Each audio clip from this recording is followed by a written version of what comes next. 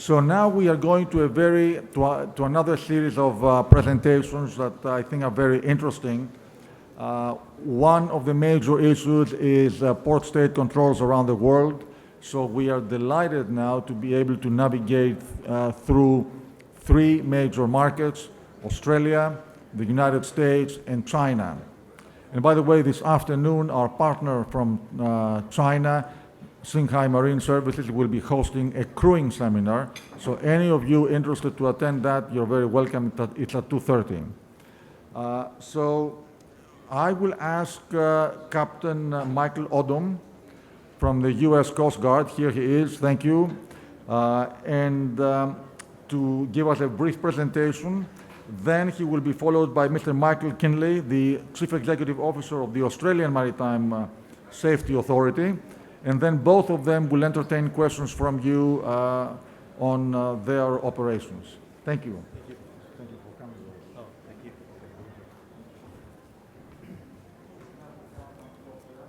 Okay. Thank you very much for having me, to Capital Link, for allowing the Coast Guard to be here today and offer some statistics on our port state control program, which I'll get right into since I have a very limited amount of time. Okay.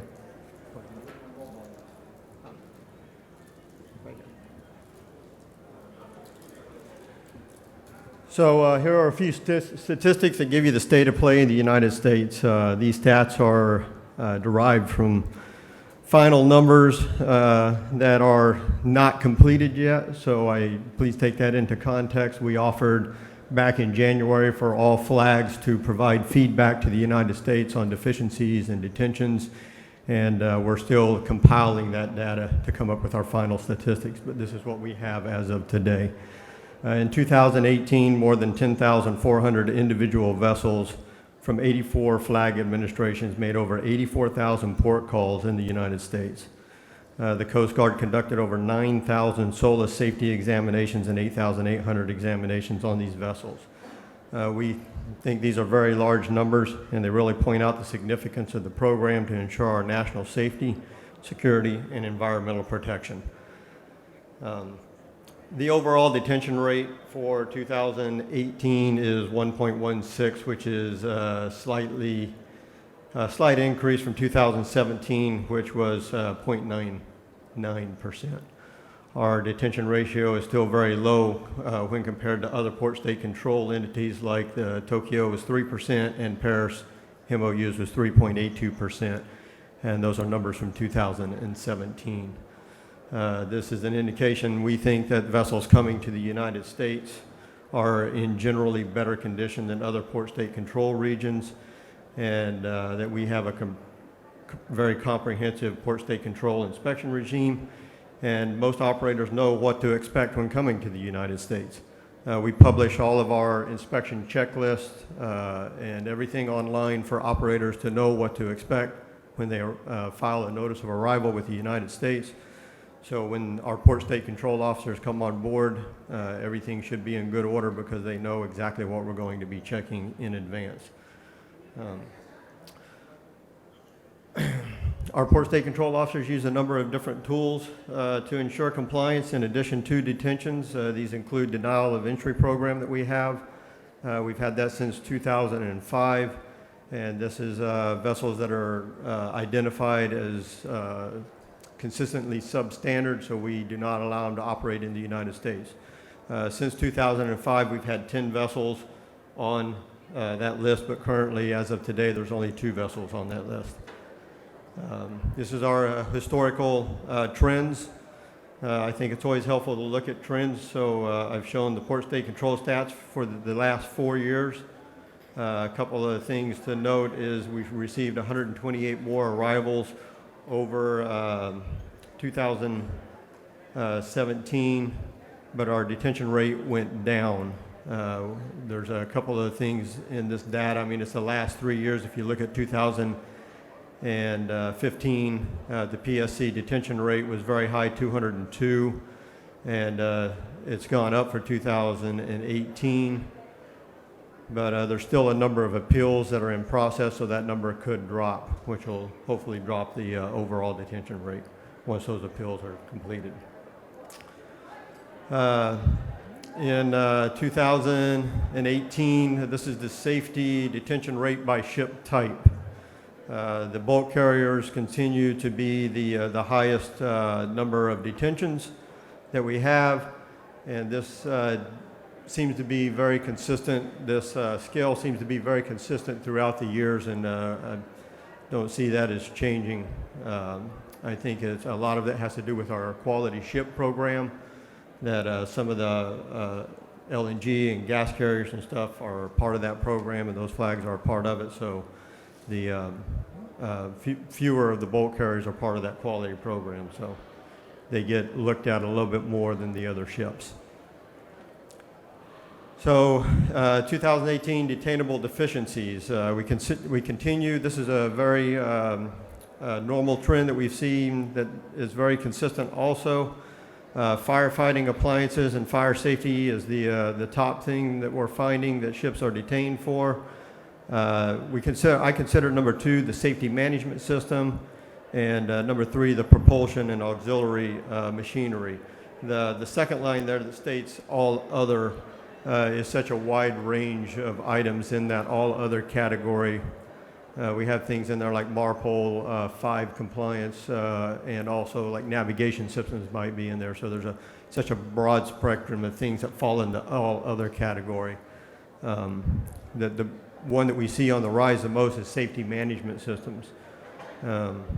We feel like that is because our port state control officers, our journeyman inspectors are all, we've given them all training in the ISM code. They get the same training the class auditors get at the same level. And so over time, they're starting to associate more of the deficiencies with the code. In years past, our inspectors might assign a deficiency for firefighting or a life-saving appliance, and they would stop right there. Now our inspectors are looking into the company's safety management system to find out, how are they supposed to report the deficiencies? How are they supposed to take corrective action? Are they doing it the way their code says? And we're finding that training is paying off in helping us identify deficient safety management systems. And hopefully we see improvement in that field. The targeted flag administrations for the notice of arrivals listed. As you know, the Coast Guard targets flag administrations for additional port state control examination if their detention ratio score is higher than the overall average detention ratio for all flags. We calculate detention ratios using the last 3 years of port state control data. In this particular case, this is the 2016 to 2018 data. With flags that are over the detention rate. And so with a new one to this list over last year's Portugal for the 2 points targeted list. Targeting for security, right now we don't have anybody on the list, and we hope that continues. So far, we do the same thing. We look at the last 3 years of data and compile a list, and to my knowledge, the only one that's ever been on the list is Pakistan. So I'd like to talk a minute about appeals. I think everybody's pretty much in alignment with this, but we do like to see detentions appealed. There's no repercussions for appeal. I have some stats on the next slide I'll show you that shows you how effective they can be. We do report immediately to the IMO appeal or a detention, and then if an appeal is granted, then we vacate the detention. For the appeals process, anybody that's directly affected by a detention can dispute the validity of it, and the one exception to the appeals process that starts at the captain of the port level is who you first appeal to. Then you must appeal to the district commander, the Coast Guard district commander, for the port that the detention happened in, and then it goes to the commandant. The exception to this rule is the fourth bullet there, that if a recognized organization is singled out as the cause of the detention, then you can only appeal that to the Commandant of the Coast Guard, but only the Commandant can associate a detention with a recognized organization.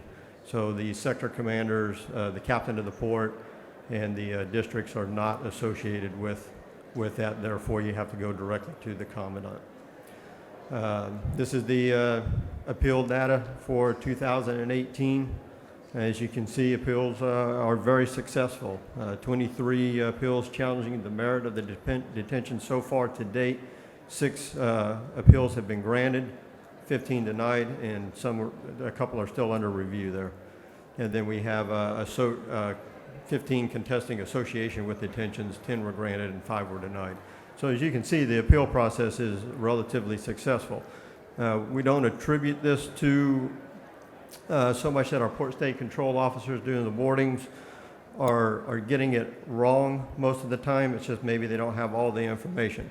One of the interesting things about the appeals process is that at every level of the appeal, the company or the associated party can inject a new argument or new evidence at any time. So if a sector commander denies an appeal and it moves to the district level, you can completely come at it from a different angle, provide more objective evidence or different objective evidence, or a completely different argument on why you think the appeal should or the detention should be overturned.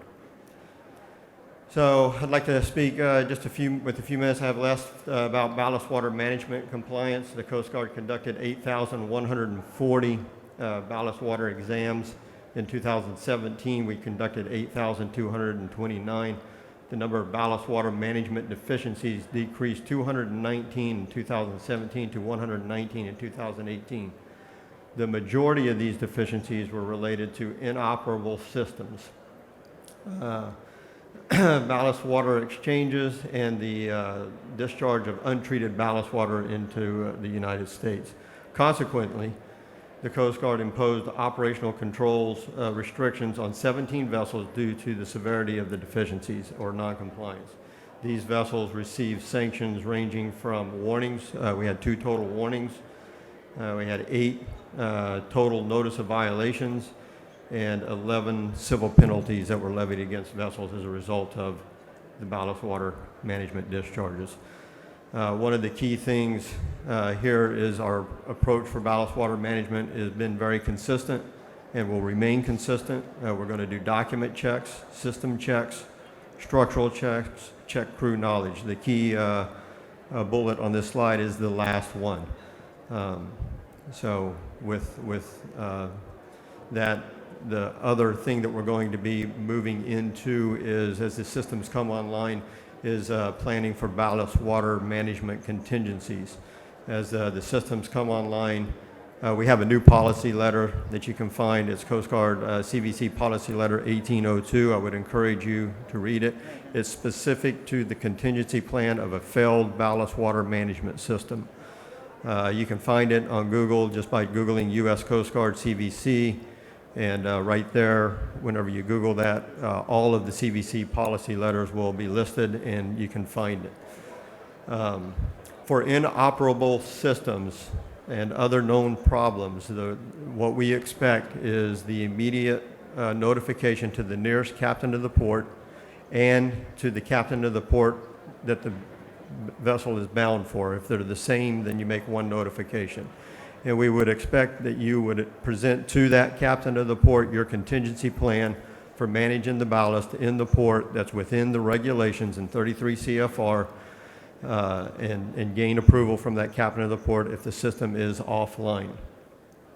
One other thing with ballast water management that's new is there's a new ballast water reporting form that is coming out. There will be a it's already gone through the OMB process. It's already been approved. It should be coming out any day now. There'll be an MSIB that'll be released by the Coast Guard, giving the effective date. There'll be no grace period for the use of the old form when the new form comes out, and it should be happening very soon, so look out for that MSIB coming out. Our Qual Ship 21 program, touch lightly on that. It's a very successful program, and by now everybody should be familiar with the Qual Ship program. We have a new program called the E0 program. It recognizes those exemplary ships that are considered to adhere to the most stringent environmental compliance and stewardship. And it goes down, we began enrollment back in July of 2017 in the E0 program. And the flags that are available for our Qual Ship and the 4 steps that have to be met to become Qual Ship eligible are listed on this slide. The asterisk shows the new flags that are available in the program as of 2018. The only one that dropped off the list this year was the Republic of Korea. So just briefly, that's the end of my slideshow. I'd like to talk about fuel compliance that's coming January 1st, 2020. The Coast Guard stance on the sulfur 0.5 IMO requirements and the ECO requirements for of 0.1 sulfur. The Coast Guard's port state control officers are not going to do anything different. They're still going to come on board. They're going to validate your bunkering records, your logs, your fuel samples to make sure they align with the bunkering records. And we don't see anything major changing after the January 1st date. We will be expecting that there will be no non-compliant fuel on board vessels in our port. All fuel will be either 0.5 sulfur or 0.1 for operating in our ECA, or a operating scrubber on board. And if the scrubber is the means that the company is using, our port state control officers will make sure it's operating correctly and hopefully not have any major changes or impact to shipping as a result of the new rule January 1st. That concludes my presentation, and thank you very much.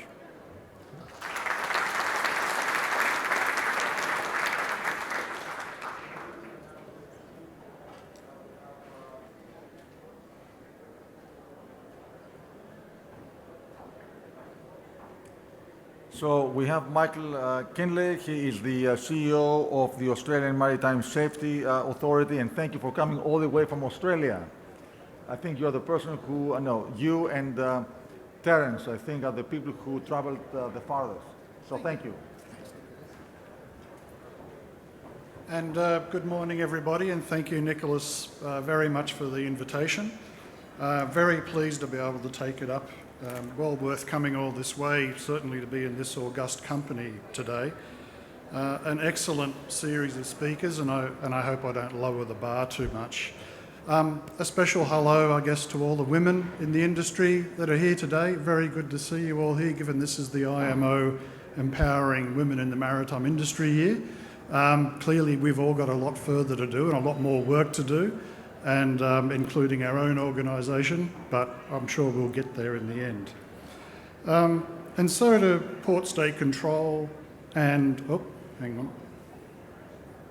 It's showing nicely on my screen here, the presentation.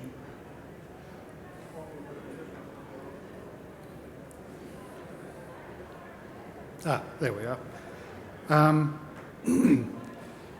And I'll skip through this fairly quickly. I think everybody knows about port state control in Australia, but a few points here.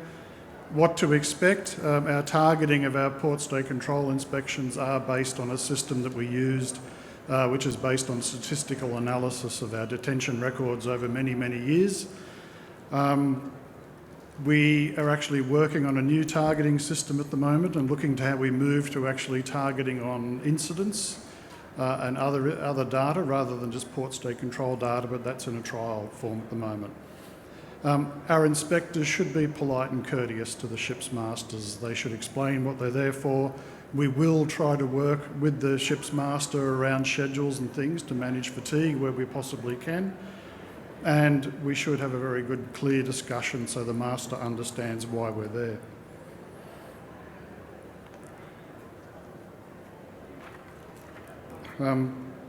We don't actually publish our full targeting system, but The reasons that we do target are things like detention. If you've been detained twice in the last 18 months, the fleet history is also taken into account, and also we do look at the average number of deficiencies for the fleet. If you sort of tick all those boxes, then you can very much expect that AMSA is going to be on the gangway when your ship comes in. We also do inspect on a unique ship basis over 50% of the ships that come into our port, so there is a very good chance you're going to be visited when you do come into our country, one way or another. What to expect? We do have a standard checklist that we do use. I can't emphasise enough that if you tell your ship's masters and crew to let us know if there is a problem on the ship, if a ship lets us know that they have a problem and they're dealing with it, they won't be detained. It is when we discover the problems ourselves that we get excited and start digging further. So the more open communication we can have about any issues that you have with the ship, the better. The crew should know their ship. They should not. We shouldn't be finding defects they don't know about, is our basic philosophy. And if I had one tip for ship's crews, it would be test your fire dampers, check your lifeboat on-load releases are working, check your emergency generator works and can actually carry load, and also make sure your emergency fire pump. I mean, I don't know why we are still detaining ships for those things, but we are, and I see our colleagues in the US are. I think if crews did those 4 things before they got into port, when they're expecting a PSC, then I think we would see our detention rate drop significantly. We also have an appeal process. We have an internal appeal as well as legal rights of appeal under Australian law. We actually want the internal appeal process to work, so quite a few of those do overturn our detentions. At the very least, if you appeal a detention, you will get a better understanding of why the ship was detained and you'll get a much better explanation. And we don't get it right on every occasion. We might not know all of the data. The inspector might not know everything that was going on at a ship at the time. So you do have that opportunity to provide more information than we might not have had at the time. So, sorry. I better stand closer to the mic. Now, some good news, and there's not too many statistics here, but since 2016, we've had a 50% decrease roughly in the number of overall deficiencies issued under our port stay control program. And that's with a consistent, we're hovering around 3,000 port stay control inspections a year. So that's a halving of the number of deficiencies we've found, and I think the industry should be commended on that performance. It's a really big improvement. The average number of deficiencies that we're finding per inspection are 1.8 per ship, and this is the 2018 results. I think that has been published on our website. And again, that's the lowest in a decade, and I think your crews in the industry and you as operators should be commended on that improvement in performance. 2019 so far, the results we have, the good news is continuing. Over 55% of the ships we visit don't have any deficiencies at all. We find 0 defects, and AMSA inspectors are pretty thorough. So again, I commend you on that. And we are actually investigating a program at the moment for how we can better publicise and reward the good operators. At the moment, the good operators have a reward that they don't see us because we won't come back and inspect ships as frequently. And we certainly want to keep working with industry to improve that.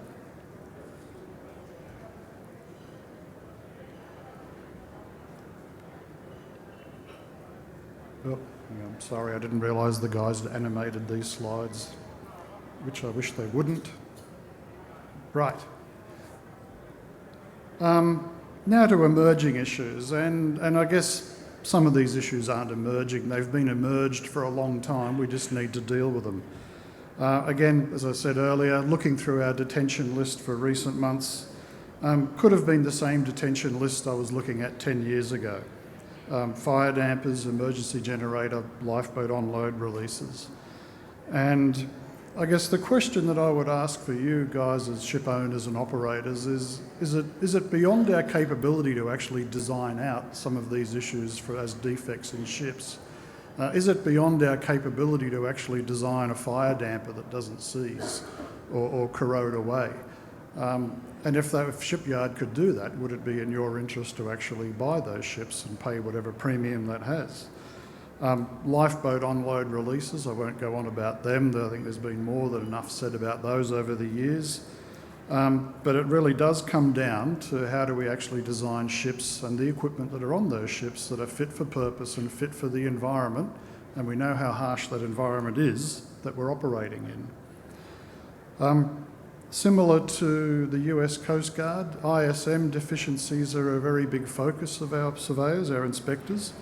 Again, why? And you will often find that all the hardware deficiencies are associated with an accompanying ISM deficiency.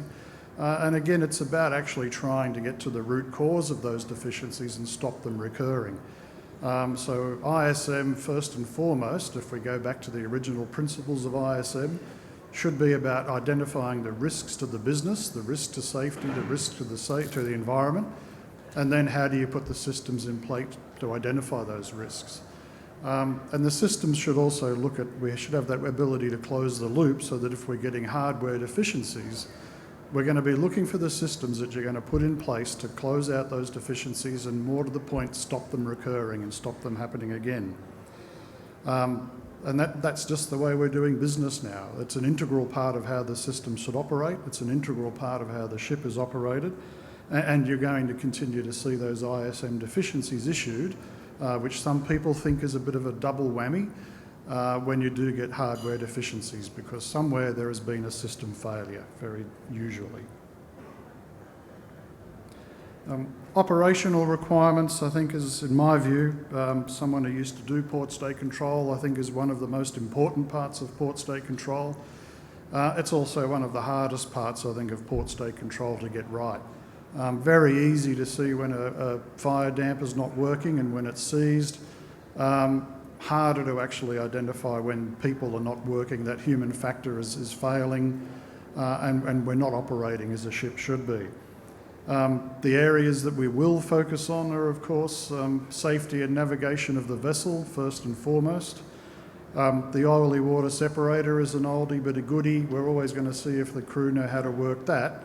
And of course, now that we're getting more and more systems around environment, whether it's ballast water treatment, and we're going to come up with scrubbers and all sorts of things, it's going to be essential that the crew are able to demonstrate competence and the ability to run that equipment. When we do find problems, then that is going to be clear grounds for us to take further action, dig in further and see what's happening. And that's, again, the way the business is going to be. That human factor, and I've heard a lot of people here today talk about the importance of human factor. We're in strong agreement with you. It is the most important part of the ship, and we will continue to focus on that. A little example that we had not so long ago off the coast of New South Wales. There's a very nice little island off New South Wales called South Solitary Island. It has seals and it also has a nice lighthouse of ours sitting on it. And we had a ship that was heading directly for that island, straight into the territorial sea. Turned very fortunately. It was actually alerted by other ships. But it actually came down to they had the radar and DR, dead reckoning. They didn't have things set up as they should be. And very, very, very close to having a very big issue on our coast. Having a ship run aground on our coast like that, and I don't know if anyone's been to Australia, but we do have a very zero tolerance to environmental damage. We don't want ships running aground and spilling oil, which I think would have been the inevitable consequences of this one. But this is the sort of reason we will dig into those operational requirements. And when we do have an incident such as this, we will be standing on the gangway to meet that ship, and we will be doing what we can to dig into why the operational systems failed, and looking at why should that ship be detained? Is it seaworthy to continue? Is that crew competent to continue to operate? A bit of discussion here around MARPOL Annex 4, and again I've been very fascinated to hear what has been said so far about 2020, and I'll be looking forward to hearing further discussion this afternoon. Not just as Australia, or the person responsible for our port stay control and implementing this in Australia, but also because as an IMO member and an IMO council member, I'm very interested to hear the views of industry on 2020.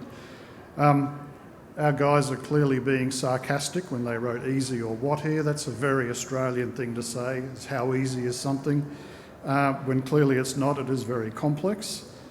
And we're still working through, I guess, even some of the complexities for us. So we're still working with the IMO on the guidelines for inspections. The scrubber operation guidelines are still very general.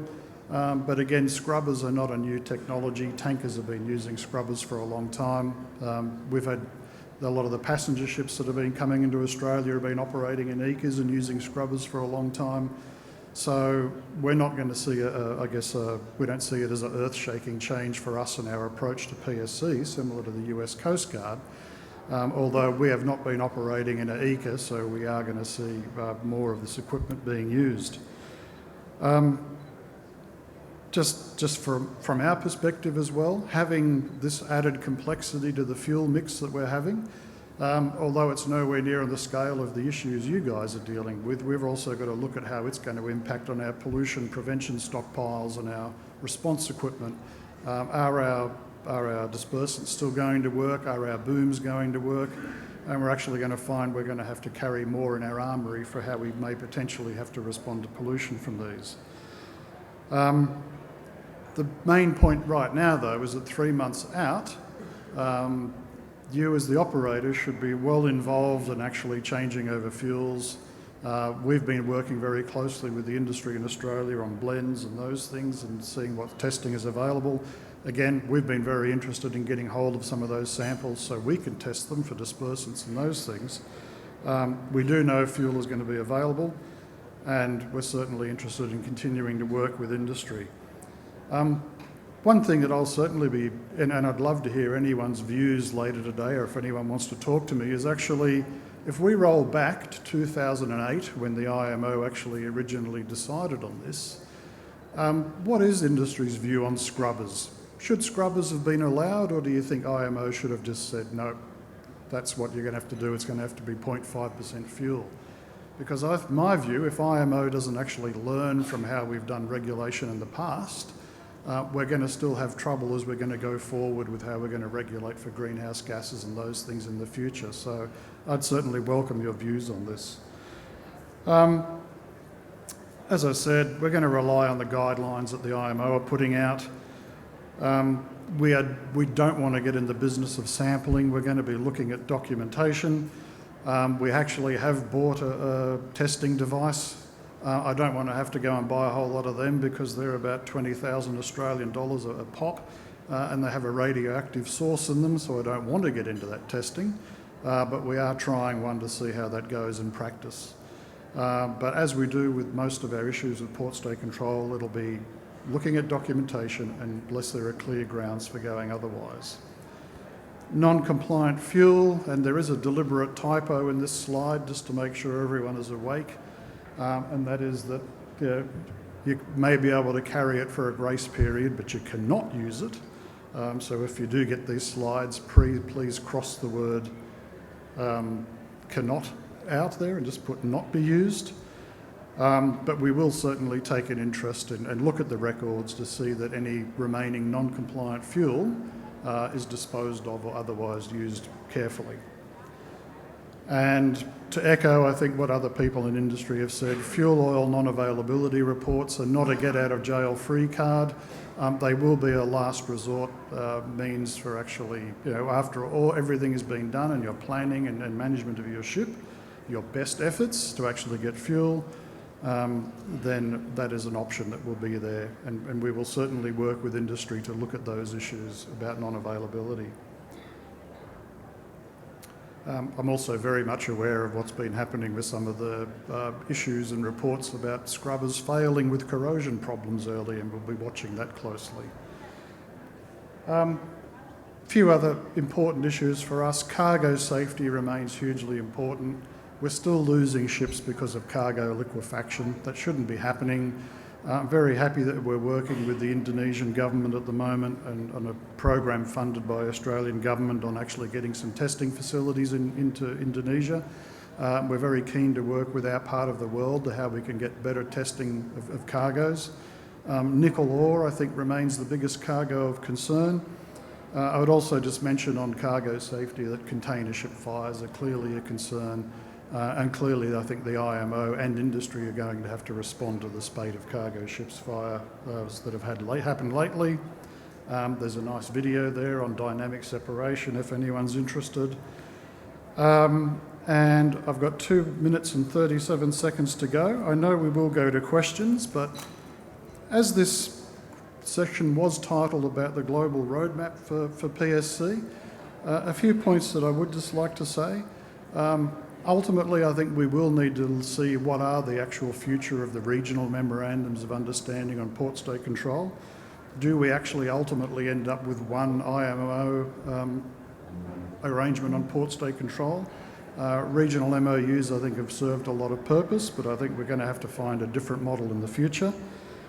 Data sharing and transparency, in my view, is key to the future of port state control and how we can actually better share data with each other. That's not happening at the moment, and I think we need to do better. I've certainly heard a lot of what people have said also about the impact of port state control on ships' crews. It's interesting for me to see what's happening with electronic certificates right now. I think electronic certificates are a great thing, but if we don't use them smarter, they're not going to be of any benefit for anyone in port state control. Ultimately, it would be very good to see as we evolve things like the Maritime cloud and those things. I don't think we need to have port state control officers and the ship's masters poring over certificates. I think that takes about an hour of any inspection. And ultimately, if we can get to the point where all of your data goes into a trusted database and you just get a red flag if there's a problem, then we can stop all of that pointless checking of bits of paper that we do all the time. I think that's enough of me prattling on now. Very happy to go and sit over here and take questions. I think we are conscious we're the two regulators in the room, so go easy on us. Thank you.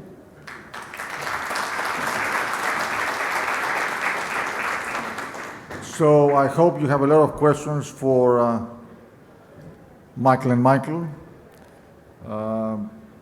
If you have, please fire on. We have a lot of experienced executives here. I don't know where is Dimitri Theodoropoulos. Maybe he's outside. Or maybe Theo, I can point you for any questions. If you guys have any, we have two regulators here. Michael. Good morning, and thank you for very interesting presentation, both of you. I would like to actually ask a couple of questions. Number one, on board vessels, we have a crew of various nationalities. And from time to time, representing the Liberian flag administration here, we have seen that language in communicating with port state control officers has led to misunderstanding and possible detention for items that we could have been fixed before departure instead of 30 detain, etc. That's one. And number two, in certain parts of the world, and I'm not bringing news, we have seen, I don't want to say corruption, but we have seen cases where port state control officers may look for monetary or other benefits by visiting a vessel and maybe not. What do you have? You report through your organization similar cases, and how do you deal with those? Thank you. Thank you, and I should just start by saying that not every regulator is named Michael, so I call myself Mick just to differentiate myself. The first point, language, that I think that is a consistent issue. Our PSCOs, again, are instructed and trained to take their time, try to make sure they're clearly understood. Don't assume. We also give them training in those cultural, don't assume that because someone is nodding when you're talking that means yes, I understand. So to try and actually do the closed loop communications and those things. But fundamentally, I think for us that comes back to that appeal procedure. If you think there is a misunderstanding, please don't hesitate to let us know, communicate. We can go back to the PSCO, the sooner the better. It's always best to resolve these things while the ship's in port. And what we do see is that certainly once the genie is out of the bottle with a detention, we put it into the Tokyo MOU database that night, they fire it off to Aquasis, and it's very hard to pull all that back in. So I guess the sooner the better. But and I say this to industry whenever I'm speaking, any particular examples or any particular ports where you feel there's a problem in Australia, let us know and we will work with them guys as well. Because a lot of our inspectors, English is not their first language, so we do have those cross-communication issues. We will always try and improve how we communicate with each other. I think we're pretty much in the same boat on that philosophy. Things do get lost in translation. I know I'm realizing that as I've, for the last year, been stationed in Europe. I'm getting a very good understanding about how quickly things can get lost in translation. And we spend a lot of time with our port state control officers to be patient, to understand the differences in our culture and the culture of the crew, and to not make decisions until things are fully vetted and understood before we rise to the level that we're going to detain a ship. We have translators in most ports that are available through our auxiliary to help us through those issues. And I think our port state control officers spend a lot of time making sure that a detention is justified, that things have not been lost in translation before they go to the level of detaining a vessel based on, all of the objective evidence, not just what's being said between the master or the chief engineer and what's being understood by the port state control officer. And just on the corruption, I mean, just say corruption in my view. It's called a spade. It is, we certainly hear it's the scourge of PSC, I would say. It is an issue that needs to be dealt with. That's not going to happen overnight. The MOUs are certainly discussing it more openly, and industry are raising it more as an issue. So I think it's going to require efforts from all of us, industry as well as the MOUs and as well as the administrations. From our point of view, any offers of bribes, we report straight to the Australian Federal Police. We have an absolutely zero tolerance approach, and that's my message is please don't offer anything in Australia, because it will be taken seriously, and we are trying to actually, I guess, spread that. That's the message we've all got to take across the MOUs and around the world. But industry is also going to have to draw the line in the sand and refuse to pay out. So I think we've all got a part to play there. Thank you. On that side with the Coast Guard also, we spend a lot of time training our port state control officers on ethics, and also there's some cultural things that go into that. Sometimes what might be perceived as an offering of a bribe might be a cultural thing, so there's a fine line there, and we spend a lot of time annually, every year. Everybody goes through ethics training, and also I personally don't feel like it's an issue in the U.S. On the corruption side of things. I think our officers are maintain a very high standard of understanding of cultures, and I just don't think it exists on our side so much. Thank you. Any other questions? By the way, I'd like to second your statement about the IMO, whether it should have allowed scrubbers or not. I wonder myself whether it would have been simpler to just say everybody has to use compliant fuel. But apparently, plurality wins the day at the end of the day. Sorry?